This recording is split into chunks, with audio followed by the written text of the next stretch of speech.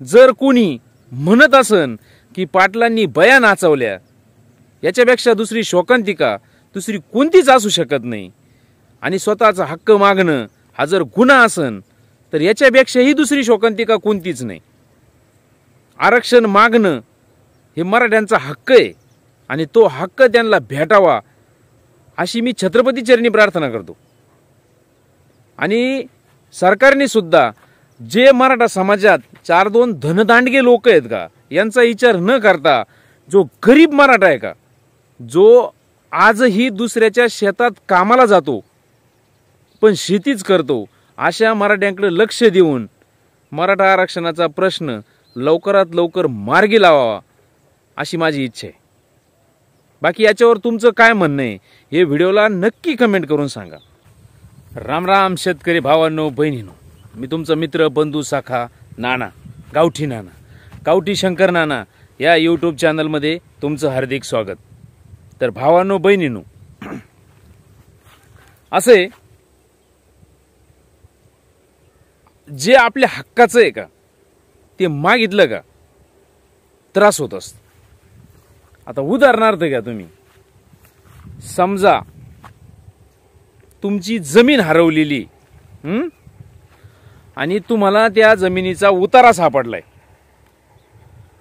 मग आपण तो उतारा घेऊन तलाठी भाऊसाहेबाकडे जाणार, त्याला सांगणार की भाऊ माझी जमीन हरवली होती, मला ती माहीत नव्हतं कुठं आहे, पण आता मला तिचा उतारा सापडलेला आहे, मग मला माझी जमीन सापडून द्या. योग्य आहे का अयोग्य आहे?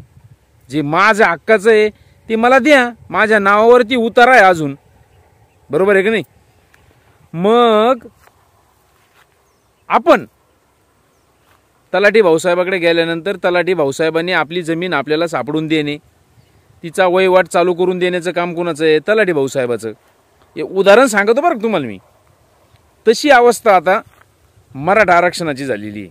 सध्या आपण आपल्या कुणबीमध्ये नोंदी सापडत आहेत, म्हणजे आपण कुणबीत आहेत ना, म्हणजे आपल्याला कुणबीचं आरक्षण भेटायला पाहिजे का नाही? काही प्रॉब्लेमच नाही, कुणालाच यायला नाही पाहिजे. जाऊ द्या. आता मला एक सांगा, तुम्ही सध्या आता परत आभाळ आलेलं आहे, परत वातावरणात बदल झालेला आहे आणि आता कुठं मागच्या अवकाळीतून शेतकऱ्याचा कांदा थोडाफार वर डोकं काढायला लागला होता, लगेच परत अवकाळीचं धिंगाणा झालंय. आभाळ आलंय, तुम्ही ती पाहू शकता पहा, सगळीकडे आभाळ आलंय. आणि आता जर पाऊस आला तर शेतकऱ्यांनी काय करायचं? त्याचा कांदा सडून जाणार का नाही? म्हणजे त्याची अवस्था कशी झाली तुम्ही बघितलं ना. मागच्याच टायमाला कांद्याचं रोप लावलेलं असताना हा पाऊस झाला, ह्या पावसानं, अवकाळी पावसानं नुकसान झालं. मी ते व्हिडिओच्या माध्यमातून सांगत असताना आपलेच बरेच जण काय म्हणत होते का हा माणूस कसा आहे बा, पाऊस आला तरी अंदाजरावला बोलतो, नाही आला तरी अंदाजरावला बोलतो. अरे मी अंदाजरावला बोलतो म्हणजे मी काय माझा स्वतःचा फायदा पाहून नाही बोलत. मी कसं बोलतो तर ज्या वेळेस तुम्ही अंदाज सांगता त्यावेळेस तुम्ही तुमच्या अंदाजावरती ठाम राहायला पाहिजे ना, बरोबर आहे का नाही? जर मी तुम्हाला सांगितलं भाऊ हे धर 10 रुपये, गावात जा आणि ही मोटरसायकल घे, गावात जा आणि गावातून आपल्याला 10 रुपयाची साखर आण, कुणी सांगितलं? मी, बरोबर आहे का नाही? मग जर गावात जाताना किंवा येताना तुम्ही जर त्या मोटरसायकलवरून जर पडले, तुम्हाला जर दवाखान्यात 20 रुपये खर्च आला, तर तुमच्या दवाखान्याची जबाबदारी कुणी स्वीकारली पाहिजे? मी. कारण मी तुम्हाला सांगितलं होतं ना साखर घेऊन ये, काम माझं होतं ना. तसं मग ह्या अंदाजराव लोकांनी अंदाज सांगितले का बाबा पाऊस येणार आहे. मग जर पाऊस आला नाही, मग न आल्यामुळं जे नुकसान झालं शेतकऱ्याचं, याला जबाबदार कोण? अंदाजराव लोक. सरळ सरळ आहे, मी तुम्हाला पटन अशा भाषेत सांगू राहिलो का नाही. पण आपल्याच लोकांना काय वाटतं माहितीये का बरं माझा काय फायदा आहे त्याच्यात, वैयक्तिक माझा फायदा काय आहे त्याच्यात? पाऊस आला नाही आला मला काय फायदा आहे त्याच्यात, न तोटा बी आहे. पण मी शेतकऱ्यासाठी बोलतो ना. आणि जर शेतकऱ्यासाठी बोलणं चूक असन तर मग मला माफ करा. बरोबर आहे का नाही? एवढा मुद्दा आहे का मी आता त्या दिवशीचा मी व्हिडिओ केला होता, पाटलांनी बाया नाचवल्या असं जे म्हातारं म्हणलं होतं, त्या म्हाताऱ्याच्या विरोधात मी व्हिडिओ केला. मग त्या म्हाताऱ्यानी आरोप केला ना पाटलांवर डायरेक्ट. त्या आरोपाला मी फक्त माझ्या भाषेत उत्तर दिलं. तो व्हिडिओ कैक जणांनी चोरून त्यांच्या चॅनलवरती चालवलाय. मग आता मी म्हणलो का त्यांना, मी कॉपीराईट लावलं का त्यांना? सरळ सरळ गणित आहेत ना. मी कशाला कॉपीराईट लावणार? काय फरक पडतो त्याला? लावा. मी उलट माझ्या फेसबुक आयडीला टाकलेला तो व्हिडिओ डिलीट करून टाकला. तुमचा चालू आहे ना, तुमचा चालू द्या, मी कॉपीराईट नाही लावलं त्याला. हा शेतकऱ्याचा स्वभाव नाही. बरोबर आहे की नाही? जाऊन त्या मुद्दा थोडा भरकटायला लागलाय आपला. तर मला काय सांगायचं माहिती आहे का, आता अवकाळी पाऊस यायला बसला, परत कांद्याचं वाटोळं व्हायला बसलं. मग शेतकरी जगवायचा आहे का मारायचा आहे? शेतकरी जगला पाहिजे का मेला पाहिजे? मला एवढ्या प्रश्नाचं उत्तर द्या. आता तुम्ही म्हणता याच्यात कोणाचं काय आहे बुवा, तो निसर्ग आहे बुवा, मग तो येणारच आहे पाऊस, नाहीच येणार आहे, त्याचं काय मालक आहे का कोणी? अगदी बरोबर, त्याचा कोणी मालक नाही. पण आता तुम्ही मुद्द्यात सापडली. आता विचार करा तुम्ही, ज्या वेळेस कांद्याचे भाव 40, 45, 50 रुपयाच्या आसपास गेले होते, 50 रुपये नाही झाले पण 50च्या आसपास कांद्याचे भाव गेले, तर मग त्या टायमाला कांदा निर्यात बंदी करायची काही गरज होती का? हा माझा मुद्दा आहे. कांदा निर्यात बंदी केली आणि एका रात्रीत कांद्याचे भाव 45 रुपयावरून 8 रुपये किलोवर आले. मग त्या माणसाला कसं वाटन का ज्याचा कांदा 45 रुपयांनी उद्या जाणार होता, त्यांना गोण्या भरल्या 45 रुपयाने जाईन म्हणून, लेबर लावून गोण्या भरल्या, पोरांची शाळा बुडून पोरं घरी ठुलली, त्यांना गोण्या भरल्या, तो ऐन टायमाला तिथं गेला आणि त्याचा कांदा 8 रुपयाने गेला. त्यावेळेस त्या शेतकऱ्याची अवस्था काय होणार? तुम्ही असं करता का कोणाला? का 1 महिनाभर सरकारी नोकरीवाल्याला माणसाला कामाला बोलविता, 1 महिनाभर त्याच्याकडून काम करून घेता आणि शेवटी पगाराच्या दिवशी तुम्ही त्याला म्हणता का भाऊ नाही या महिन्यापासून आहे का, म्हणजे ह्या महिन्याचा पगार तुला 1 लाख होता ना, तर तुला 10,000 रुपये पगार देता का तुम्ही? मग शेतकऱ्याला का? हा माझा मुद्दा आहे. शेतकऱ्याबरोबरच का सगळेजण खेळ खेळत आहेत? तुम्हाला खेळ खेळण्यासाठी दुसरे माणसं सापडत नाही का? शेतकरीच का सापडतो तुम्हाला? अहो, मी एकदम सिंपल भाषेत उदाहरण सांगत तुम्हाला. आजच्या व्हिडिओत मी उदाहरणच ज्यादा सांगणार आहे तुम्हाला, पटू अगर न पटू, पण पटतातच 100%. एकदम सिंपल भाषेत उदाहरण सांगत तुम्हाला मी. महाराष्ट्रात 70% लोक शेती करतात, बरोबर आहे की नाही? आणि त्या 70% मधले मराठा समाज शेती करणारा म्हणजे हा 60-65% आसपास मराठा समाजच शेती करतो. त्या 70%तले म्हणजे 100% मराठा शेतीच करतो ना, बरोबर आहे की नाही? हा, ते सोडा बरं का, काही जण, काही राजकारणी सोडा त्याच्यातली, काही लय पैशावाले अवलदी आहेत त्या बी सोडा. जे इतके पैशावाले आहेत का ते पार बाकीच्या मराठ्यांना सुद्धा किंमत देत नाहीत, आणि त्यांच्याकडे इतका पैसा आहे का त्यांनी त्यांच्या 15 पिढ्या सकाळी उठायचं 1 नोटाचं बंडल खायचं, संध्याकाळी झोपायच्या टायमाला 1 नोटाचं बंडल खायचं. असं जरी केलं ना तरी त्यांच्या 15 पिढ्या जगत्यान इतका पैसा त्यांनी कमवून ठेवलेला आहे. तो सर्वसामान्य शेतकऱ्याकडे नाही, बरोबर आहे की नाही?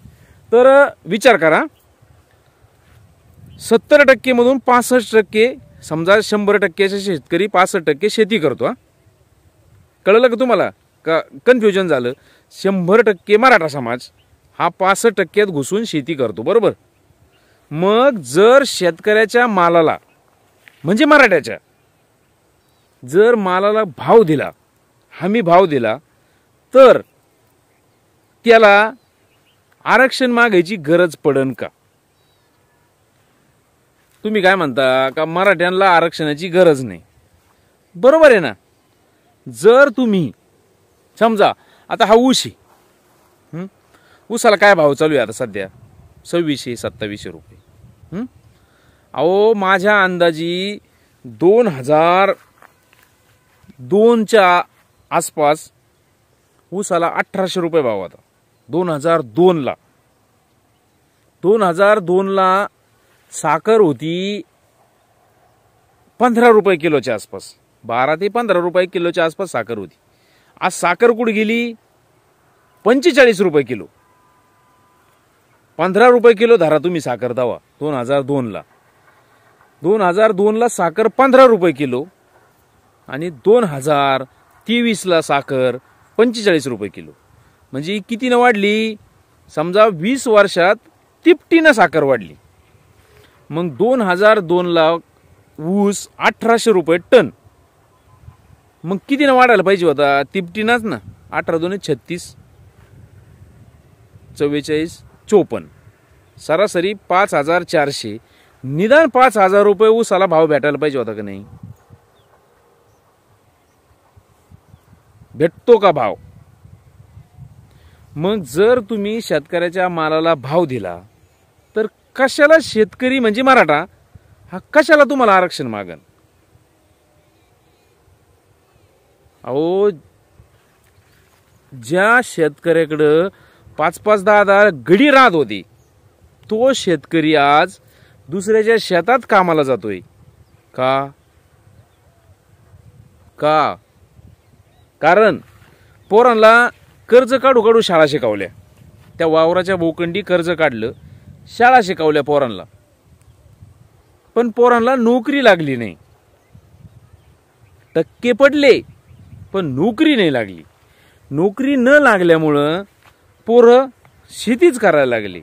ज्या माणसाला 10 एकर शेती होती आणि त्याला 2 पोरं होते, त्याची अशी अपेक्षा होती का एका पोरांनी नोकरी करायची आणि एका पोरांनी शेती पाहिजे. पण पोरं दोन्ही शाळा शिकले, दोन्ही पोरांना नोकरी लागली नाही, धंदा टाकून द्यायची ऐपत नव्हती, म्हणून दोन्ही पोरं शेती करायला लागले. 10ची 2 ठिकाणी वाटण्या झाल्यावर 5-5 एकर झाली. त्यांना परत 2-2 पोरं झाले. 2.5 एकरावरती शेती आली. बापाने शिक्षणासाठी काढलेलं कर्ज वाढत गेलं, कारण शेतीला पाणी नाही, निसर्ग साथ देत नाही, हमी भाव भेटत नाही. ह्या गोष्टीमुळे कर्ज वाढत गेलं. कस काय शेतकरी सुधरल तुम्ही मला सांगा. म्हणून मराठ्यांना आरक्षण लागत. इथं काय कोणाची बराबरी करायची किंवा राजकारणात आरक्षण लागत असा अजिबात विषय नाही. आरक्षण कशा करता पाहिजे? हे पोट भरण्यासाठी, बरोबर आहे की नाही. आज तुम्ही पहा, तुम्ही प्रत्येक गावात जा. गावात गेल्यानंतर तुम्हाला प्रत्येक गावात जर 30 पोरं बिगर लग्नाचे नाही सापडले ना, मग मला बोला. बरं, जे 30 पोरं तुम्हाला बिगर लग्नाचे सापडत आहेत ना, त्याच्यातल्या त्याच्यात कमीत कमी 26, 27, 28 पोरं मराठ्याचे बिगर लग्नाचे आहेत. का? तर प्रत्येक बापाला एक पोरग एक पोरगी आणि त्याची पोरगी त्याला नोकरीवाल्यालाच द्यायची. मग जे नोकरीवाले आहेत त्यांच्याच पोरांचे लग्न होणार, शेतकऱ्याचे पोरं तसेच राहणार.